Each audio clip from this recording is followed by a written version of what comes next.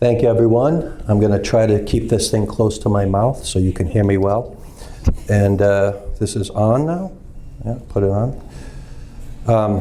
Again, I'm very privileged and pleased to be here at the National Museum of the Mighty 8th Air Force.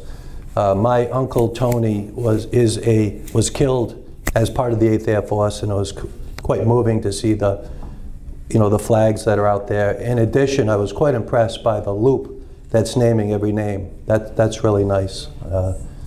I started to listen in December of '43. My uncle was shot down in February 25th of '44, and I imagined there was going to be a lot of names and to time it.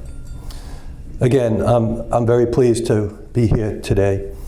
I want to discuss my role in bringing this reissue of Chaplain James Good Brown's World War II diary to the general public.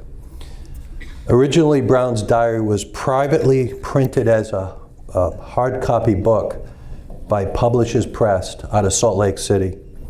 Chaplain Brown had collaborated with another member of the 381st Bomb Group that was affiliated with Publishers Press out of Salt Lake City. They privately printed 1,000 copies on its first run in 1984, and then they had a second printing in 1989. I looked over the weekend, and these books will sell anywhere from $250 to $500. They would be bought from his house, and he would hand annotate to the person requesting the book. So I'm very pleased with my role in bringing this book to a publication that many can read it at a much more reasonable price. So in this presentation, I want to explain my role. I'm not a member of Chaplain Brown's family, but I want to explain my role in bringing this book to publication. And also, I will be reading from his diary, and there'll be me staring at the page, so the forehead will be what you guys will see. But I don't want to misrepresent his words. So Chaplain Brown served with the 381st Bomb Group from its inception at Pyote, Texas in early 1943 until they completed their missions in late spring of 1945. As part of the 8th Air Force, this bomb group was stationed in Ridgewell, England at Station 167, and they flew the B-17 Flying Fortress aircraft. The bomb group consisted of 4 bomb squadrons: the 532nd, the 533rd, the 534th, and 535th. And you can see the emblems of each. You can see the 8th Air Force emblem, triumphant we fly. There's a flag right out by the front entrance here honoring that bomb group, as well as the 532nd through the 535th squadron emblems, and the triangle L, which was the insignia of the 381st Bomb Group. This particular airplane, I came to realize that it was colorized by an outfit called Howdy Color Image Recovery. And it's the airplane that my uncle took into combat on his last mission. This wasn't taken of that mission, but he colorized that plane, the Triangle L, which was quite nice for me to find it, because this is the airplane that my uncle took into his last mission and didn't come back.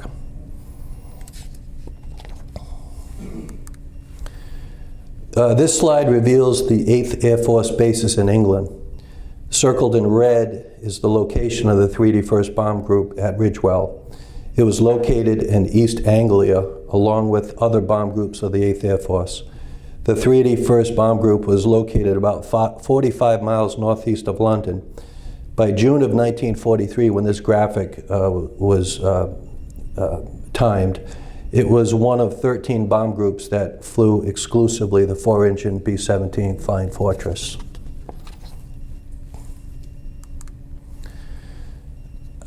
As I indicate, I became a student of this bomb group in 1997 when I attempted to learn what had happened to my Uncle Tony, pictured on the left there.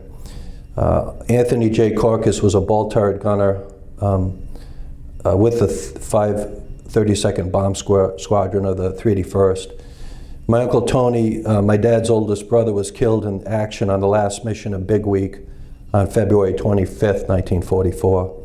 Eventually, as Eventually, after a long 13-year journey for myself to get that book published, it was published in 2008 by the University of Oklahoma Press. But harkening back to that first start of my journey back in 1997, I contacted men of the 3D Bomb Group Memorial Association. As was stated, these veterans were getting to know each other, finding themselves, and eventually they went to reunions together. So I was instructed to get a copy of Chaplain Brown's book called Mighty Men of the 3D Heroes All. This is that book that he privately printed about 2,000 copies of. I first met Chaplain Brown on July 25th of 1997 at his home in Haverhill, New Hampshire, about two hours northwest of where I lived in New Hampshire. While there, I purchased 6 of these books, and Chaplain Brown graciously signed my book, dedicating it to my Uncle Tony.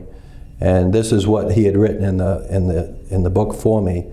To Robert E. Korkuc, in honor of your Uncle Anthony J. Korkuc, a member of the 3D Bomb Group, Bombardment Group Heavy, 532nd Bomb Squadron, 8th Air Force, European Theater of Operation, World War II, in praise for his service to our country, James Good Brown, Chaplain. And it was kind of a funny story. While he was signing, he told me that I had to leave the room because he wanted to get an idea what he was going to write. And if he didn't do that when he was going to write European, it might come out as elephant. So he said, please leave the room. I will sign all these books to you. That afternoon in July, my first meeting with Chaplain Brown, very memorable visit. While there, I asked him if I could take a photo of him, and at first he refused, and instead offered me a photo that he had of himself in his uniform. But I replied that it would not work, as it was a black and white photo and I wanted a color photo. With a twinkle in his eye, he saw my point. Recalling the 1896 photo of his mother and father from their wedding picture, in which his mother stood by his father, Chaplain Brown opted to pose similarly along with his second wife, Valerie Wentworth. After I returned to my home, I sent him a copy of that photo. He was so pleased with it, and he said it was better than any professional photo he'd ever had done. So I was pretty pleased by that. It was just strictly a candid. He was so pleased with it that he asked for additional copies so he could give it to his 3 daughters for Christmas. He offered to pay, but I refused. My terms were a second visit with him, in which I could bring my mom and dad along with me to meet him. Now, this was my dad who would be meeting a member of the 381st. He accepted my offer, and I brought my parents to meet Chaplain Brown in October of 1997. That visit, too, was memorable as we enjoyed the English tradition of high tea, which was quite good, and he developed that when he was in England. And again, on the right is the photo of his parents on their December 22nd, 1896. So he was quite eager to have a similar photo as his father and his mother. Again, Chaplain Brown lived in a very large home, 1800s period home on the Haverhill Common in New Hampshire. So here he is on my second visit. He was then 96-year-old, again in his home, and that's me. My eyes were closed, so interviewing him, and I do have him on several audio tapes. At some point, likely donate that to the museum as well. But my mom had taken that photograph of me and Chaplain Brown. During this interview, he revealed what his diary was. This exchange is chronicled in the editor's preface, but Chaplain Brown stated, quote, "When I pick up the book now, I can't even put it down. I will read page after page. It is good because it was written then. I couldn't have remembered all the details had I written it now." And he related that someone once asked him this question: "Is it a diary?" He said, "No, it's not a daily diary, what we ate, when I got up, when I went to bed. It's not a diary in that sense of what I did during a certain day. These are writings. I don't know any other way to put it. They're writings of the minds and hearts and the soul, the thoughts and feelings of men, and of course the horror. It is written about the horrors of war. It is a very sad book. I have a chapter there, War is Hell and Terror and Blood. It is all that. That's the way it was. It is a good book, and I'm glad I wrote it. I visited with Chaplain Brown again the following year, and we continued our friendship. We exchanged many letters. When I married in 2001, again, I met him in 1997. 4 years later, when I married, my wife is in the front row here. I sent him a wedding photo, and he responded by saying, "I congratulate you on your choice of a most beautiful lady. Thanks for sending me the picture of the both of you.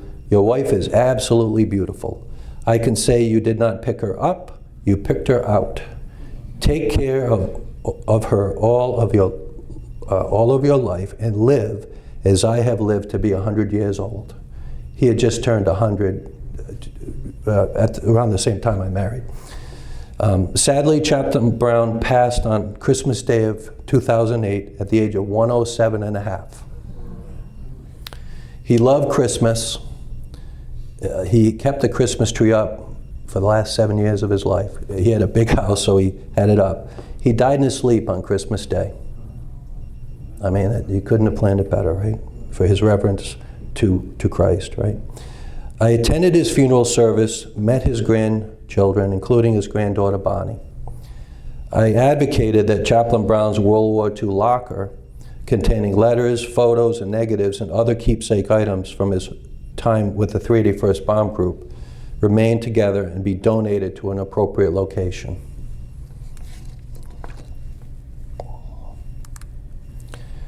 Bonnie shared with me, again, I am very good friends with Bonnie. She wanted to be here today, but she couldn't. But since I'm being filmed, hi Bonnie, right? This is on the right-hand side is Chaplain Brown. On his 100th birthday at the Mount Washington Inn, he gave a violin recital at 100 years old. I found out later that Mandy Patinkin was there too and sang happy birthday to him. But anyways, that's his mass card, him playing his violin.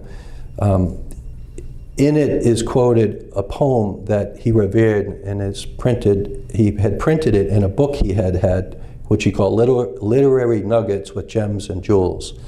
And I'm going to read it to you, and you can see it in his own hand right there. A minute.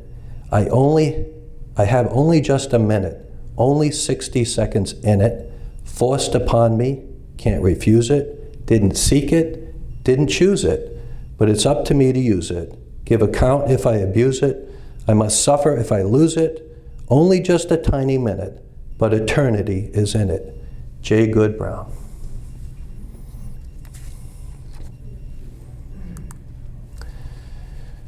When I visited with Chaplain Brown on my last visit with him at his home in Haverhill, we sat out in the backyard, and this is the backyard view. I didn't take this photo of him, but I had seen it in the collection. But what was most interesting is I recalled in his yard, he had that little white figurine in his garden.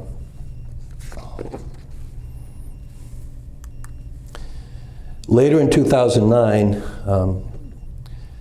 while returning from a trip to Gettysburg, Pennsylvania, I attempted to locate Chaplain Brown's gravestone at the Manchester Union Cemetery in Manchester, Pennsylvania.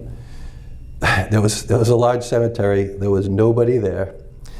To help me locate the plot, I searched and searched. I still have a good 8-9 hour ride back to New Hampshire, but I wanted to find the location of his grave. And then in the corner of my eye, I noticed that white figurine. I says, I think I've seen that before. And sure enough, it led me to his grave. And I paid my respects. Upon my first visit with him, he said to me, as the poet says, I am a part of all that I have met. I'm so grateful that I was able to become friends with Chaplain James Good Brown. As for locating an appropriate place to donate Chaplain Brown's World War II collection, I sought help from John C. McManus, the esteemed professor of history at the Missouri University of Science and Technology just outside St. Louis in Rolla. I had become acquainted with John, himself a prolific author of many World War II books, while seeking a dust cover blurb for my book, Finding a Fallen Hero, which he provided. I asked John for advice about where the collection should go. Together we advised Brown's family that his World War II collection should go to a place that would reverently catalog and display items and use it for research. We advised the family that the material should be donated to what is now the National Museum of the Mighty 8th Air Force, and the family agreed. Shown in this slide, my house was temporarily a museum of sorts. We had the uniform was there at the time, so I photographed them when they were temporarily stored in my third floor office. Included is his uniform and his typewriter, my copy of the Mighty 8th, the Mighty Men of the 381st Heroes All, and a close-up of an air medal, which was typically given to an airman that flew 5 combat missions. So why does he have one of these, right? Which I will reveal to you why. But anyways, Chaplain Brown's granddaughter, Bonnie, managed to locate a couple that drove, the entire back seat was his footlocker and anything we could fit in there. And they were going on a trip, so it's not like they had a lot of room to give in the car. But Bonnie's, this couple drove this material down to the museum, and as Tiffany and I talked earlier, it's a very good collection of items that he had kept over the years. Not everything that was available went to Savannah, but I later found 2 color negatives that were part of that collection that I still had. I just handed them to Tiffany. On behalf of the Brown family, we've donated the color photo that's here, that's also the cover of the book. It made a great, I think, cover. Missouri Press didn't argue at all. They said, we actually like an author's suggestion of what the dust cover should be. And again, this is a picture of Chaplain Brown in flight gear at Ridgewell and on the flight line in 1944 as he walked in front of this B-17G Flying Fortress. This other photo is there as well. Chaplain Brown's on the right. I don't believe that's the typewriter that he used to type his diary. I think this might have been some office. I don't know who the other 2 members are. I don't know who they are, but so we have donated, when I say we, me helping to represent the family, have donated this collection to Savannah. And then John McManus came by and he saw a copy of the typewritten manuscript itself.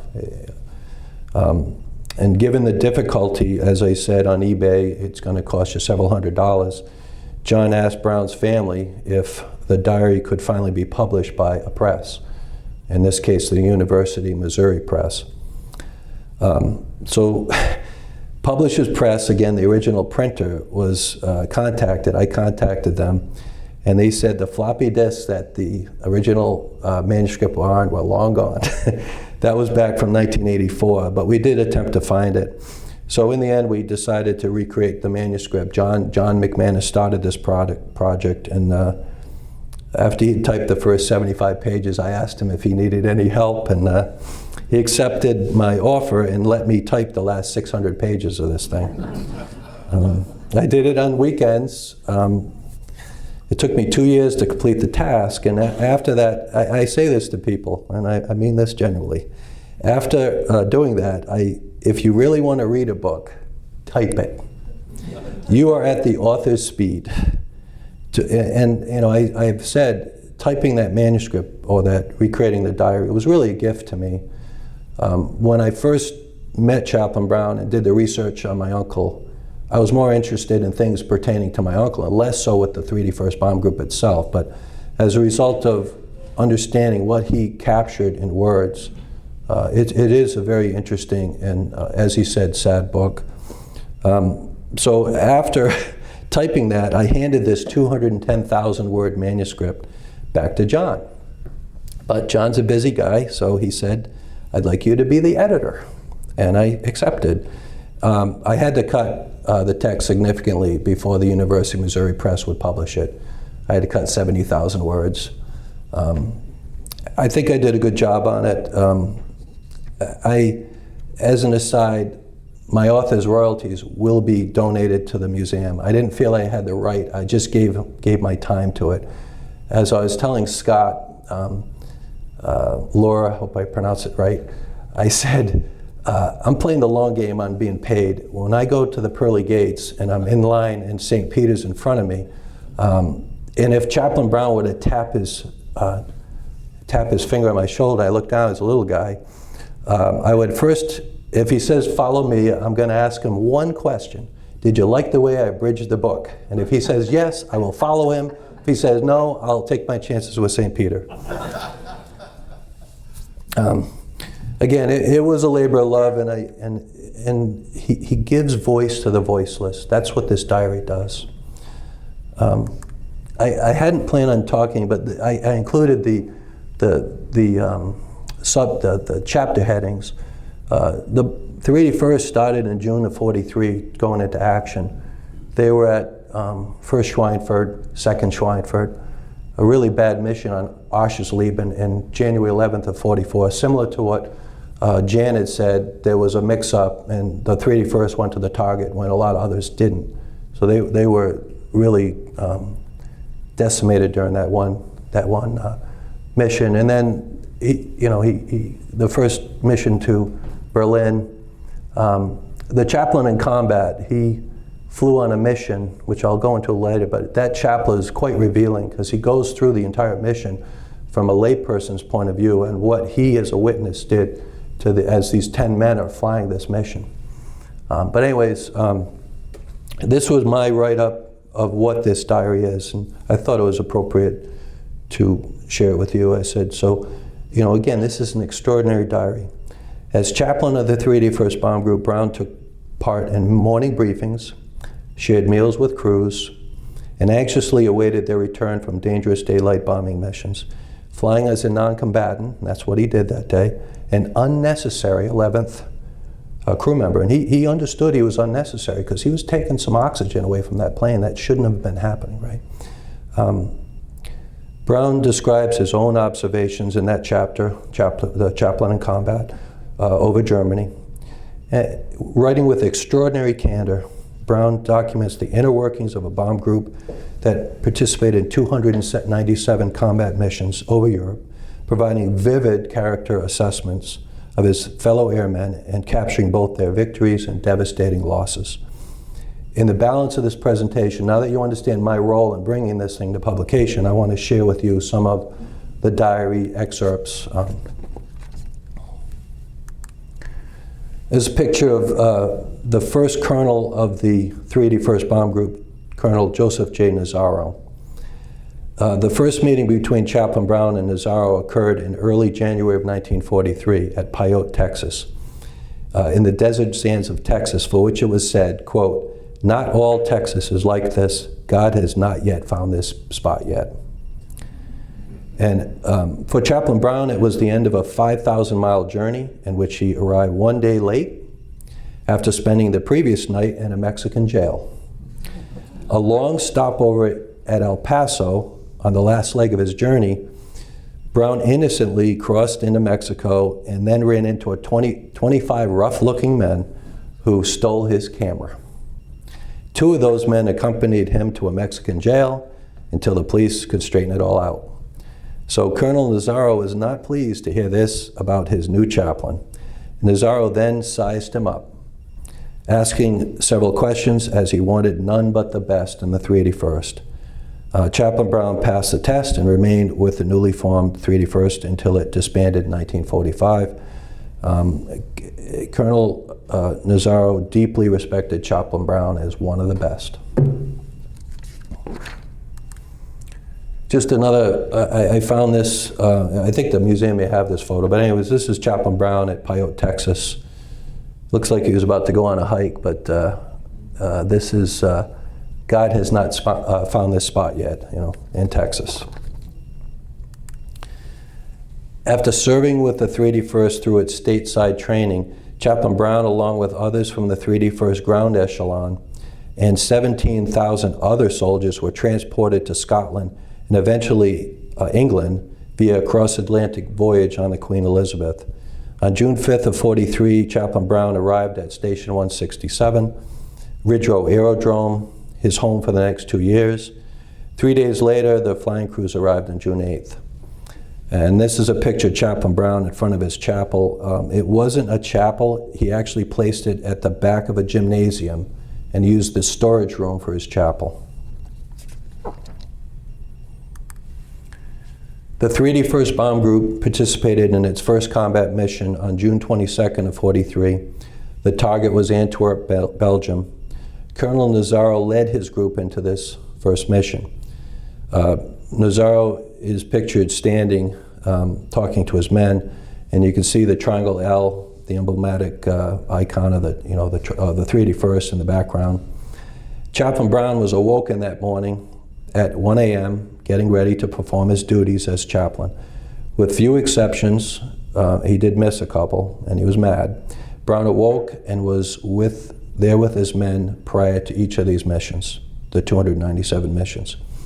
Of his role prior to a mission, Brown stated, quote, "Personally, I put little value in the last and final praying up, but would rather see a man who rests firmly upon his past character, whose mind is solid because he knows he had a job to do, and whose will and determination are set to do the completion of that task. Now is the time to be calm, to be strong, rather than to shake in religious torment. Now is the hour to concentrate on all the technical knowledge that one ever had, for soon every lesson that was ever learned in school must be put to use. These hours before the takeoff are like reviews before the examination." During that mission, this first mission, 2 flying fortresses did not return. They were downed on the mission. This photograph is taken on June 23rd of 43, is an aerial photograph of the hard stands after an explosion. Tragedy struck on this second mission. Early that morning, the base was shaken by an explosion. While the bombs were being loaded, for some unknown reason, an explosion occurred at one of the planes. There were no survivors to tell the story. So Chaplain Brown is a witness to some of these. In his diary, he quoted from Major Landon Hendricks, who was the commander of the 533rd, who wrote a short excerpt of his take on the event. He said, "An explosion killed 23 of my men. Ship 423,000 was being loaded with 16 300-pound bombs when 11 of them exploded. 6 crew members of Wither's ship were cleaning their guns. Electrical specialists were working on the tail wheel." Relative to that, Brown had his take on what happened at the scene. He wrote, quote, "Where a flying fortress had been standing, there was none. There was only flat earth. I looked around to see parts of that big ship. There were no parts to be seen. This is what I couldn't understand. I would have supposed that the bomb explosion would cause the plane to break up in pieces and scatter to the 4 winds. A wing here, a tail there, a piece of metal here, and a big wheel somewhere else. But there was nothing there. I did not see a piece of metal the size of this typewriter. Things disintegrated. Solid metal was blown to powder. How a whole plane could be blown to powder, I could not imagine.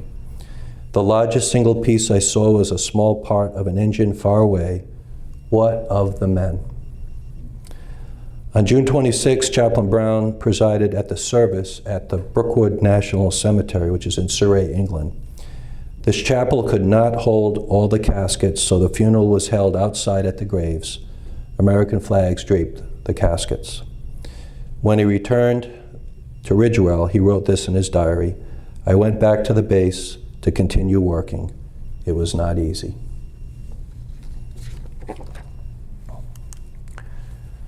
I don't know how many pictures he had taken on his birthday, 107 of them, but this was one that was taken on his 42nd birthday.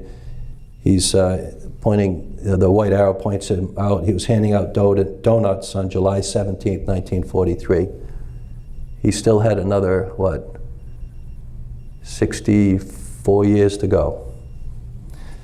Someone had colorized that photo using AI, and I thought it was kind of cool, so I included it in the presentation. Chaplain Brown was a strong man of character. One of his sacred tenets was the belief in work. And the motto of our Pilgrim Fathers, "He who will not work shall not eat." He believed fervently that, and I quote him, "I would feed no one who does not give work in return for the help given. We breed a lazy and worthless people if we give them something for nothing." And there's Brown digging shrubbery or bushes in front of his chapel. He told me once that, again, he had a church on Haverhill Common in New Hampshire, and someone approached him asking for a handout, and he says, I'll give you it if you chop that wood over there. The man chopped the wood, and he got his food. So he practiced what he preached, I guess, right? I focused, when I read through the diary to present some of the diary excerpts to you, this one in particular I found quite interesting, because Chaplain Brown was quite good friends with this individual, pilot Frank Chappie Chapman. Chaplain Brown had a great respect for all these young men who flew these combat missions. As it was pointed out, we're talking 18 and 20-year-old kids. As was pointed out by Jan, freckled kids, but they were sent to do a job, right? One such man was this 21-year-old pilot, Frank Chapman. After the Hamburg raid of July 25th of '43, Chapman came to Brown's office and they talked for a couple of hours. Chapman wanted books, not fiction, but historical books of philosophical writings, and he left with 3 books. Brown was intrigued by Chapman.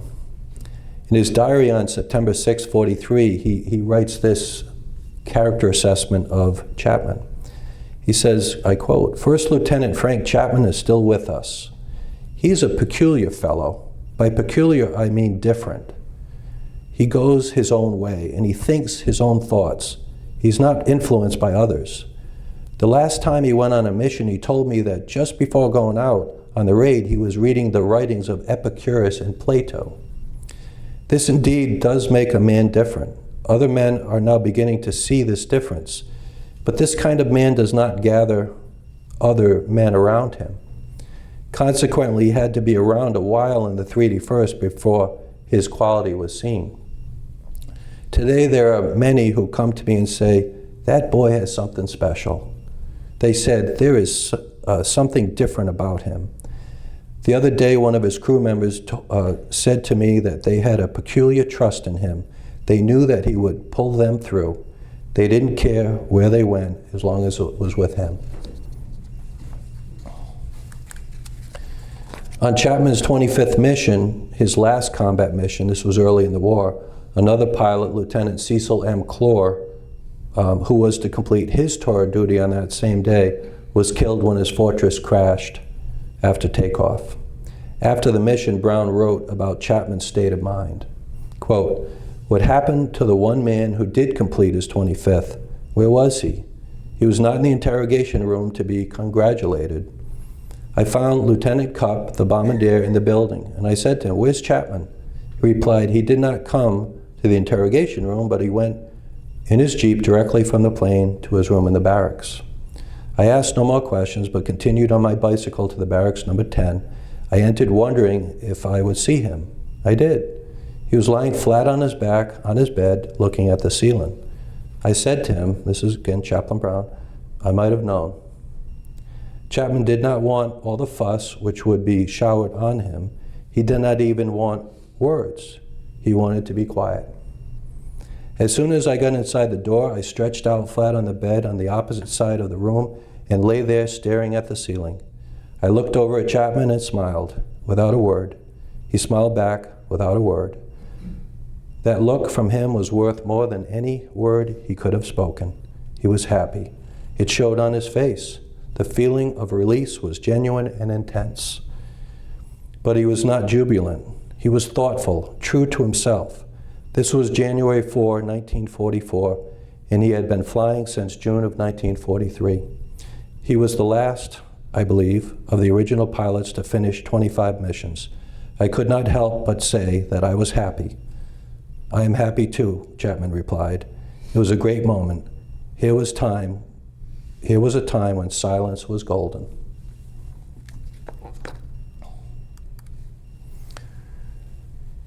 As I stated, Chaplain Brown did fly in combat. He was given that air medal unofficially because you do not reward if you do wrong.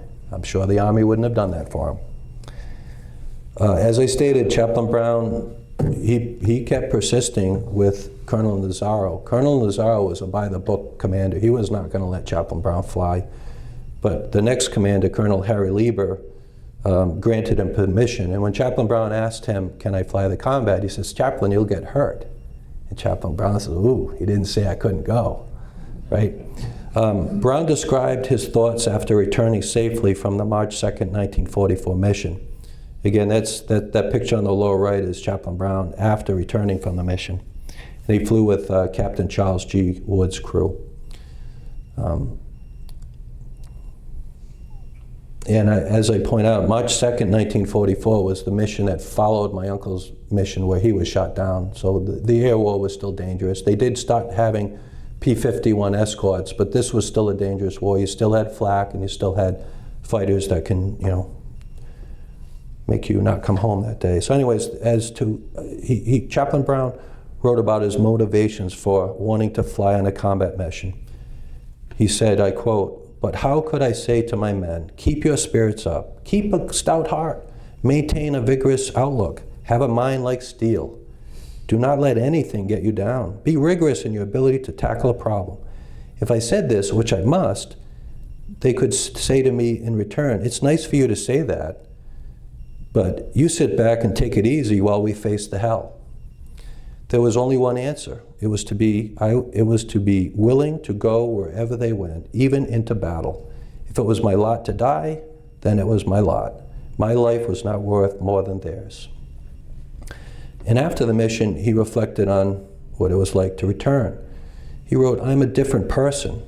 Before going on this combat mission, I felt like a picker, having picked a soft, easy spot. I felt like a quitter, as though I had quit the real task of war. In short, I felt miserably ashamed of myself, ashamed to look men in the face, ashamed to go to the briefings anymore, hanging around as a loafer, squeezing out the tight spots and expecting others to do my job. When I got out of the plane, I was a changed individual. I took a good breath of air, and I felt that I had a right to it. I had helped to earn it. My mind was so relieved that I felt like shouting. Suffice it to say, I was happy, terribly happy. I'm sure that, while he wasn't a combatant, I'm sure that all of the crews, every mission they were able to return from, reveled in that, right? The missions continued to pile up. New crews would replace the prior crews, those crews that completed their missions, those that were killed in action or became POWs. Word got around that the 381st had a special chaplain, one that walked the walk. Hollywood actor Edward G. Robinson, one who played tough guys on the silver screen, visited the 381st Bomb Group. Brown describes the meeting. Quote, Robinson took the big cigar out of his mouth and in his characteristically open manner said, I'm glad to meet you, chaplain, but how am I to know that you're a chaplain? I don't see any crosses on you. Crosses, said Chaplain Brown. I don't often wear the crosses. Yes, I see, said Robinson. You are wearing wings on your shirt collar. Why don't you wear crosses? I do not want to be known as a weak, soft, passive, effeminate person, he replied. Then he looked at me with a broad grin. Edward G. Robinson looked at him with a broad grin as he leaned back and put his cigar in his mouth, his black eyes glistening, and his broad shoulders held high. Ah, tough guy, tough guy. Say, I like you, exclaimed Robinson. I thought that ministers were softies. Listen, Chaplain Brown retorted, listen, I retorted, as I looked him in the eyes. I'm the toughest chaplain in the whole Army, Navy, and Marines. I always said there's one man in the world I'd like to meet who is tougher than I am, and his name is Edward G. Robinson. And Robinson responded, you're looking at him now, let's shake. I thought that was a nice picture. Some of his humanity creeps into the diary. It wasn't all just, the grimness of war. But that being said, as Chaplain Brown pointed out, it was a sad book. On July 13th, 1944 was just one of those sad days. Lieutenant John Houston's Flying Fortress had engine trouble after takeoff. The clouds enveloped the field and a nearby wheat field. They overflew the runway and attempted to land in that field. But unfortunately for the Houston, the pilot, he didn't know that there was a railroad cut in his path. The B-17 crashed into the cut and exploded. Pilot Houston and co-pilot William M. Scruggs were the only two to get out of the plane alive. The rest of the crew perished. Chaplain Brown was able to evade the military police. He was able to go further down, get into the cut, and get behind the military police. And he visited with his friend. He had no morphine with him to help ease his friend's pain. And I imagine this diary entry must have been somewhat painful to him to admit to himself what transpired. He said, I quote, "I saw Lieutenant Scruggs lying by the smoking ruins, a quivering, moaning fellow. He was in agony. His face was burned badly, but he was alive, and that was everything. When I leaned over him, he recognized me and said, 'Ah, Chaplain, I'm so glad you're here. It hurts so. Please get the doctor quickly.' The next minutes were agony, waiting for the doctor. No one had yet arrived at the burning wreckage. When the ambulance arrived at the roadway by the field, there was no way of getting to the burning plane. They had to find a railroad crossing several miles away to get on the other side of the railroad. Thus, it was a half hour before the doctor arrived in the ambulance. I sat there alone with Scruggs all this time, 30 minutes. Scruggs was asking me to get a doctor quickly. I could only say they'll be here soon. The ambulance finally arrived. They were without a doctor. The orderlies found no morphine in the first aid kit. They had to return to the hospital for some. The minutes were agony. Scruggs was in terrible pain. He could not be moved. He was foaming at the mouth, and I thought he might have possible internal injuries from the explosion, a great danger from exploding bombs. His hair was burned. The face was so badly burned that the outer skin was peeling off, and his ears were raw. Likewise, his hands were almost entirely stripped of outer skin. He was burned horribly. As for his leg, it appeared to be fractured so that he could not be moved. We talked now and then. Once in a while he opened his eyes and he spoke my name. It's when sitting like this with your best buddy that you know what war is. What do you feel when your buddy is there looking up into your eyes, calling your name, asking for help? I knew him so well. Houston and Scruggs had 27 missions to their credit, 8 more to go. They flew 35 missions then. They were now among the oldest friends I had among the flyers.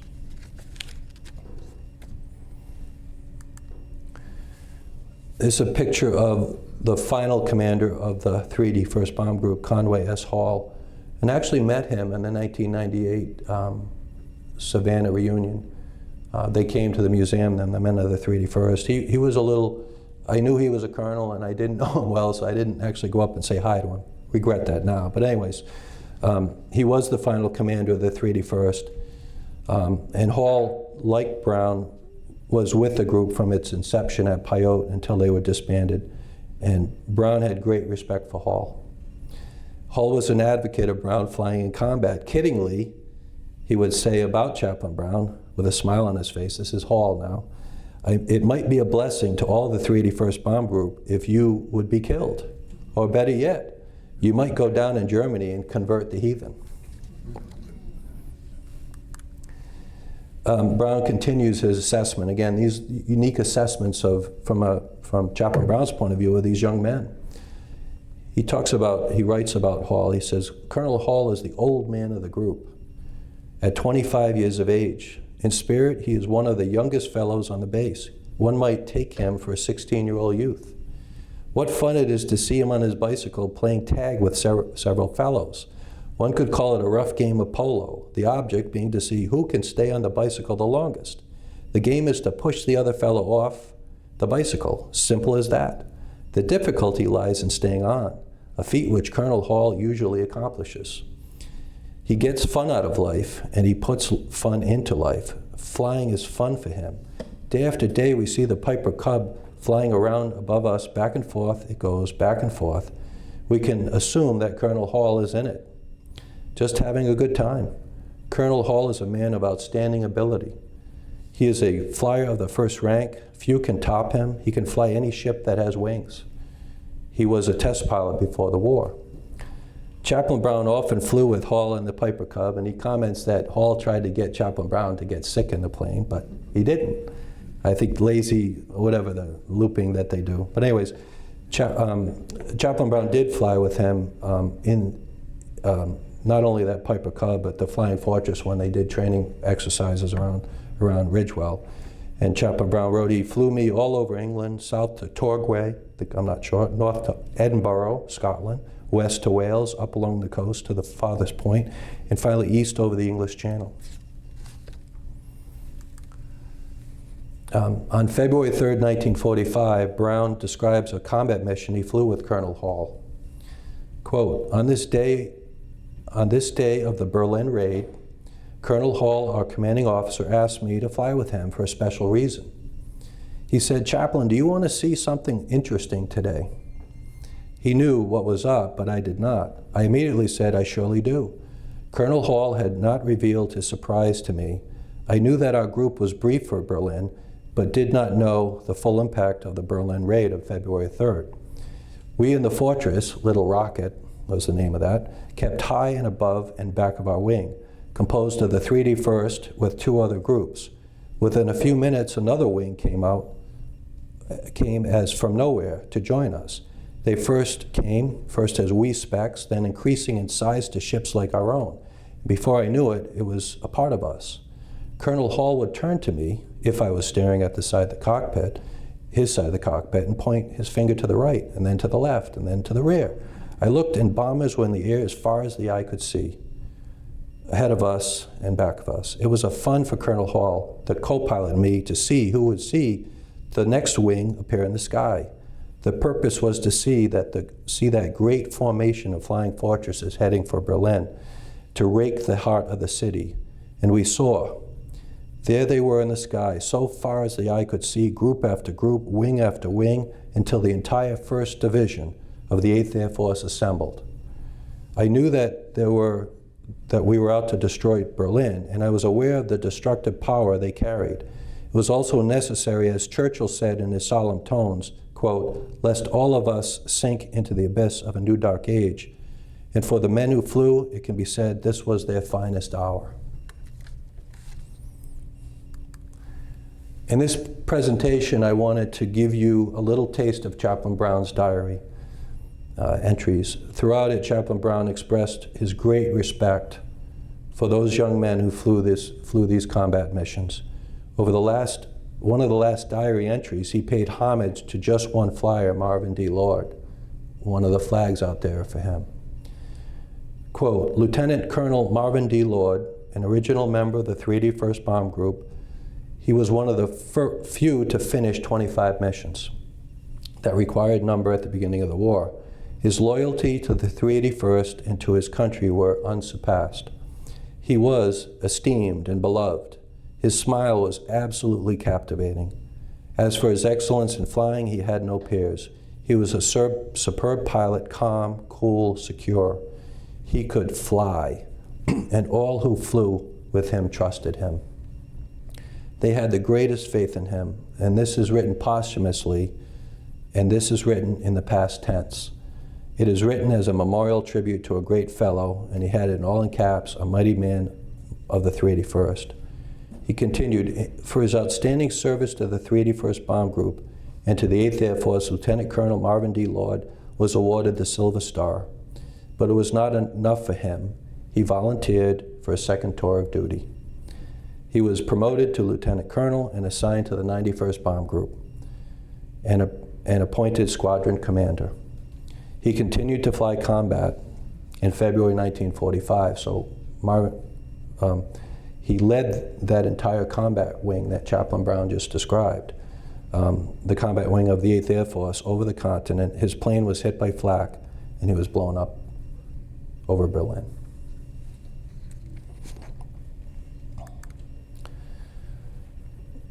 continuing with this tribute to Lord, he had written in his diary, I ended with this memorial tribute to Marvin D. Lord because he was one of the great heroes of World War II. He was an American patriot. When he finished his combat tour, he could have returned to the United States, but he thought it was his duty to sign up for a second tour. As a result of his patriotism, Lieutenant Colonel Marvin Lord had gone beyond the call of duty. He gave his life for his country. I therefore present Lieutenant Marvin D. Lord as representative of thousands of other war heroes. Our taps will sound for him, and the volley from the guns will salute him, and indeed all the other men, the mighty men of the 381st who lost their lives. The World War II diary, the last sentence, he had written, a fitting monument will someday be erected at Ridgewell Aerodrome to all. The monument will stand for ages as a lasting memorial to the mighty men of the 381st, heroes all. And this is the photograph of Chaplain Brown in front of the mighty men of the 381st, which the picture was taken in August of 1982 when they dedicated that memorial.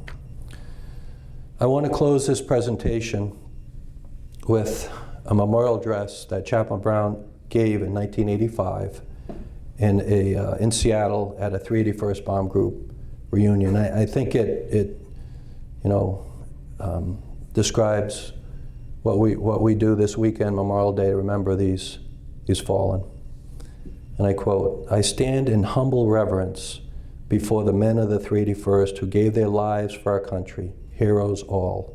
They are here with us. Their souls live eternally, and future generations will rise and call them blessed. They were brave. They were strong. They were courageous. They were martyrs to a cause. It was not the cause of right. It was the cause of justice, and they died in honor for this cause. We miss them here. We wish they were here in person to speak to us and to live with us. I miss them. They did not brandish the sword as did the Crusaders. There was not a warrior among us in the 381st. Rather, they loved peace.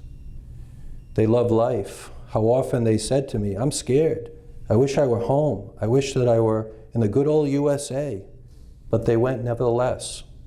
They went out on missions because truth and justice were on the scaffold. Tyranny was being brandished. Our airmen were soldiers. They were soldiering for peace. Patriots for peace. Patriots for values. My men were tough for compassion.